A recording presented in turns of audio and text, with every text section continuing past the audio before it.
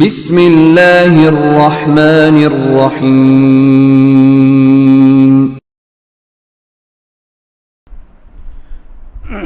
والصلاة والسلام على رسوله الكريم وعلى آله وصحبه أجمعين وأشهد أن لا إله إلا الله وأشهد أن محمدا عبده ورسوله. سابقہ درس میں چاش کی صلاۃ سے متعلق کچھ مسائل آپ کی خدمت میں پیش کیے گئے. آج کی کلاس میں، آج کے درس میں صلاۃ شکر اس کا کیا حکم ہے، شکر کی صلاۃ اس کا کیا حکم ہے، کسی نعمت کے حاصل ہونے پر کیا صلاۃ شکر پڑھ سکتے ہیں، کسی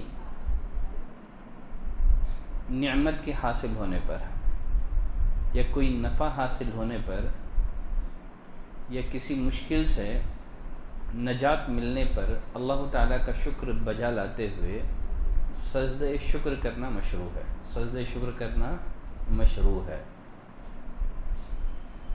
اس پر بہت ساری احادیثیں دلالت کرتی ہیں.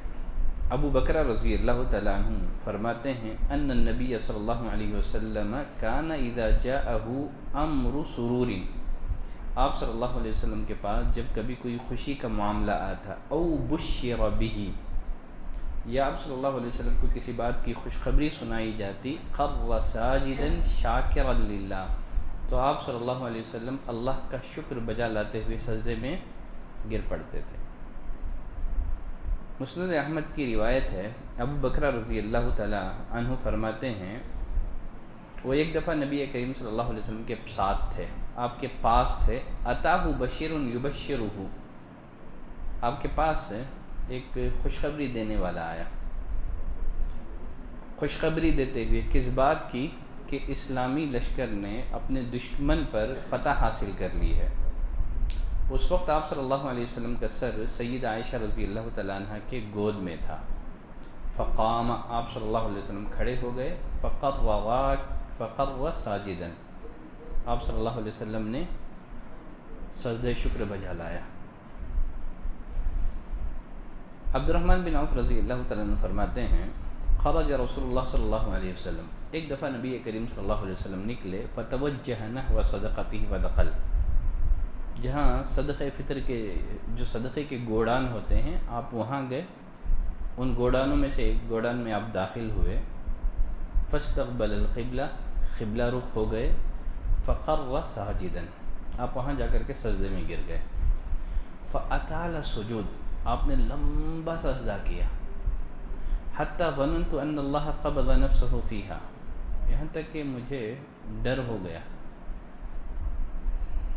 گمان ہو گیا کہیں اللہ نے آپ کی روح قبض نہ کر لی ہو. اتنا لمبا آپ نے سجدہ کیا. چنانچہ میں آپ کے قریب ہوا، میں بیٹھا. فرفع رأسہ، آپ صلی اللہ علیہ وسلم نے اپنا سر اٹھایا. پوچھا کون؟ میں نے کہا عبد الرحمن بن عوف. پوچھا ما شأنہ، کیا معاملہ ہے؟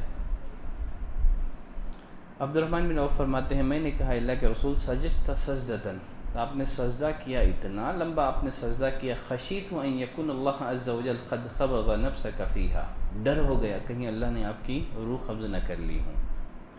آپ صلی اللہ علیہ وسلم نے سجدہ کرنے کی وجہ بتائی. کہا کہ ان جبریل اتانی فبشرنی، جبریل میرے پاس آئے، مجھے خوشخبری سنائی. کس بات کی؟ ان اللہ عز وجل یقول، اللہ تعالیٰ فرماتا ہے من صلی علیک صلیت علیہ، جو کوئی آپ پر درود بھیجے گا میں بھی اس پر درود بھیجوں گا. ومن سلم علیک سلمت علیہ، جو آپ پر سلامتی بھیجے گا میں بھی اس پر سلامتی بھیجوں گا. فسجدت اللہ عز وجل شکران، تو میں نے بطور شکر سجدہ میں نے بجا لایا.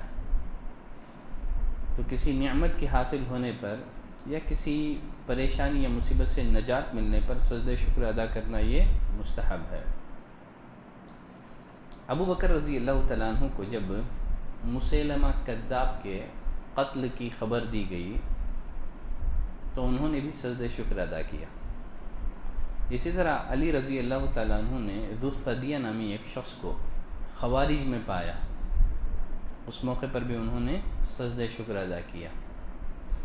اسی طرح جب کعب بن مالک رضی اللہ تعالیٰ عنہ ان کی توبہ قبول کر لی گئی، جانتے ہیں مشہور معروف واقعہ ہے، غزوہ تبوک میں 3 صحابہ پیچھے رہ گئے تھے، ان میں کعب بن مالک رضی اللہ تعالیٰ عنہ بھی ہے۔ جب ان کو خبر دی گئی کہ اللہ نے ان کی توبہ قبول فرما لی ہے تو یہ سجدہ شکر بجا لائے، اس سجدے میں گر پڑے۔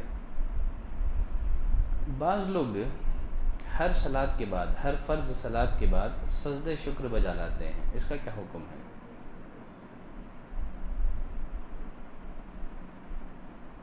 یقیناً ہر صلاۃ کے بعد پابندی کے ساتھ سجدہ شکر بجا لانا یہ مشروع نہیں ہے، یہ بدعت ہے، جائز نہیں ہے، اس لیے کہ سجدہ شکر کا کوئی سبب ہوتا ہے، کسی نعمت کا حاصل ہونا یا کسی مصیبت سے نجات پانا۔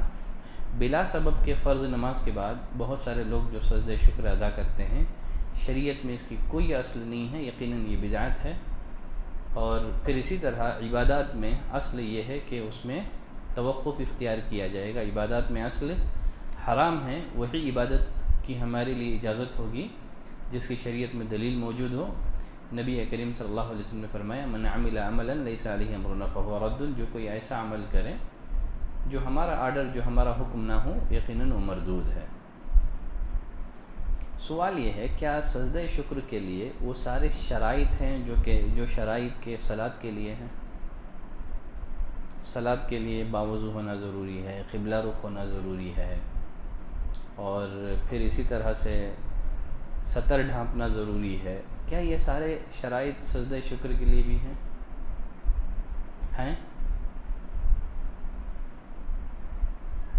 صلاۃ کے لیے باوضو ہونا ضروری ہے، قبلہ رخ ہونا ضروری ہے، کیا یہی شرائط سجدہ شکر کے لیے بھی ہیں؟ اس کا جواب یہ ہے کہ صلاۃ کے لیے جو شرائط ہیں وہ شرائط سجدہ شکر کے لیے نہیں ہیں۔ سجدہ شکر کے لیے نہ قبلہ رخ ہونا ضروری ہے، نہ باوضو ہونا ضروری ہے۔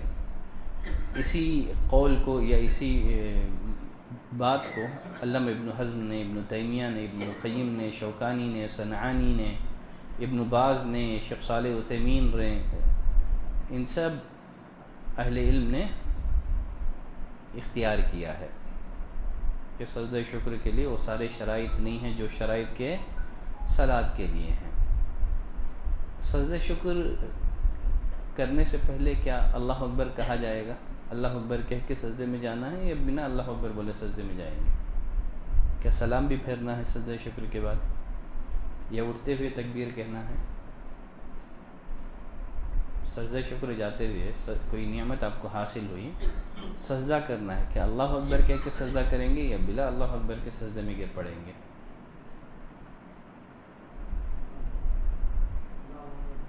اللہ اکبر بولیں گے۔ اس مسئلے میں راجح یہ ہے نہ شروع میں تکبیر ہے، نہ آخر میں تکبیر ہے، نہ تشہد ہے، نہ سلام ہے۔ شیخ الاسلام ابن تیمیہ رحمۃ اللہ علیہ فرماتے ہیں الا انه لا يشرع في هذا السجود تشہد و سلام، سجدہ شکر میں نہ تشہد ہے نہ سلام ہے، بل هو بدعۃ لا يجوز فعلہ، یہ سب بدعات ہیں، ان کا کرنا جائز نہیں ہے۔ تو اللہ اکبر یہ سب مشروع نہیں ہے۔ کوئی خوشخبری ملی، بلا اللہ اکبر کہے آپ کو سجدے میں گر پڑنا ہے، اٹھتے ہوئے بھی اللہ اکبر نہیں ہے، نہ سلام ہے۔ مسئلہ واضح ہے؟ ٹھیک ہے۔ کیا سجدہ شکر میں نبی کریم صلی اللہ علیہ وسلم سے کوئی پرٹیکولر ذکر ثابت ہے؟ کوئی معین ذکر، کوئی معین دعا ثابت ہے، یا کوئی بھی دعا آپ مانگ سکتے ہیں؟ کوئی معین ذکر؟ اس کا جواب یہ ہے کہ نبی کریم صلی اللہ علیہ وسلم سے سجدہ شکر میں کوئی پرٹیکولر دعا، کوئی پرٹیکولر ذکر ثابت نہیں ہے۔ سجدہ کرنے والا موقع اور مناسبت کے لحاظ سے جو کلمات چاہیں وہ کہہ سکتا ہے، بشرطے کہ وہ کلمات اللہ کی حمد پر، شکر پر، استغفار پر مشتمل ہوں۔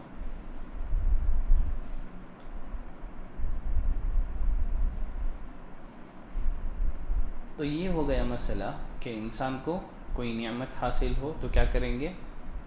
سجدہ شکر، ایک ہی سجدہ ہے، ایک ہی سجدہ ہے۔ اب سوال یہ ہے کیا بندہ صلاۃ شکر ادا کر سکتا ہے؟ کسی نعمت کے حاصل ہونے پر 2 رکعت صلاۃ شکر پڑھ سکتا ہے؟ سجدہ شکر تو مشروع ہے، کیا صلاۃ شکر نامی کوئی صلاۃ ہے جس کا کتب احادیث میں ذکر ہے؟ کیا صلاۃ شکر پڑھی جا سکتی ہے؟ اس کا جواب یہ ہے، بعض اہل علم کے نزدیک صلاۃ شکر جائز ہے۔ انہوں نے کچھ روایتوں سے استدلال کیا ہے کہ صلاۃ شکر پڑھی جا سکتی ہے۔ ایک روایت تو نبی کریم صلی اللہ علیہ وسلم نے کعب بن مالک رضی اللہ تعالیٰ عنہ کو حکم دیا جب ان کی توبہ قبول کر لی گئی اور ان کے ساتھیوں کو کہ وہ 2 رکعات پڑھیں۔ یہ روایت صحیح نہیں ہے، یہ روایت صحیح نہیں ہے، اس لیے کہ اس کے سند میں یحییٰ بن المثنیٰ ہے۔ العقیلی فرماتے ہیں کہ اس کی حدیثیں محفوظ نہیں ہیں، غیر محفوظ ہیں، تو یہ روایت ضعیف ہے، تو اس سے مسئلہ ثابت نہیں ہو سکتا، ٹھیک ہے۔ اور پھر اسی طرح سے جو لوگ کہتے ہیں کہ صلاۃ شکر پڑھی جا سکتی ہے، انہوں نے اور ایک روایت سے بھی استدلال کیا ہے، اس میں ان رسول اللہ صلی اللہ علیہ وسلم صلی یوم بشر برأس ابی جہل رکعتین، جب نبی کریم صلی اللہ علیہ وسلم کو ابو جہل کے قتل کی خوشخبری سنائی گئی تو آپ نے 2 رکعت نماز پڑھی۔ یہ روایت بھی ضعیف ہے، اس لیے کہ اس کی چین میں ایک راوی ہے شعثہ بنت عبداللہ،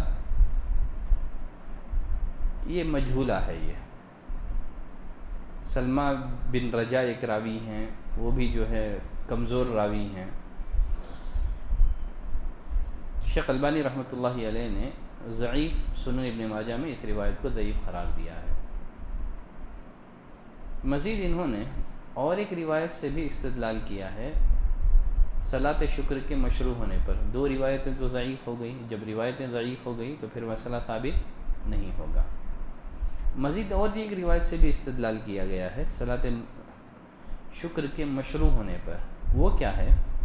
آپ صلی اللہ علیہ وسلم نے فتح مکہ کے دن 8 رکعت نماز پڑھی، اس کا ذکر سابقہ درس میں ہوا تھا ام ہانی کے گھر میں۔ آپ صلی اللہ علیہ وسلم نے 8 رکعت نماز ادا کی، تو اہل علم کہتے ہیں کہ آپ صلی اللہ علیہ وسلم نے یہ جو 8 رکعت پڑھی، بعض اہل علم کی رائے یہ ہے آپ نے جو مکے کی جو فتح حاصل ہوئی تو اس نعمت پر اللہ کا شکر ادا کرتے ہوئے آپ نے 8 رکعت نماز پڑھی تھی۔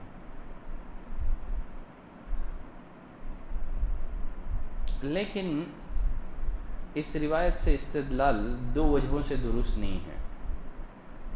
پہلی وجہ یہ ہے انہ خاص بالنصر والفتح، اہل علم کہتے ہیں کہ اگر مان لیں کہ آپ صلی اللہ علیہ وسلم نے شکر کے طور پر 8 رکعت پڑھی تھی تو پھر یہ عام نہیں ہوگا، جب بھی کوئی خوشخبری ملے اس کا تعلق اس سے نہیں ہے، صرف یہ خاص ہوگا جب مسلمانوں کو کوئی فتح یا نصرت حاصل ہو۔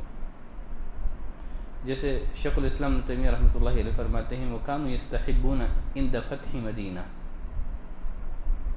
سلف اس بات کو پسند کرتے تھے جب کوئی شہر فتح ہو تو امام شکر کے طور پر 8 رکعت نماز پڑھے، اور اس کا نام رکھتے تھے صلاۃ الفتح، صلاۃ الفتح۔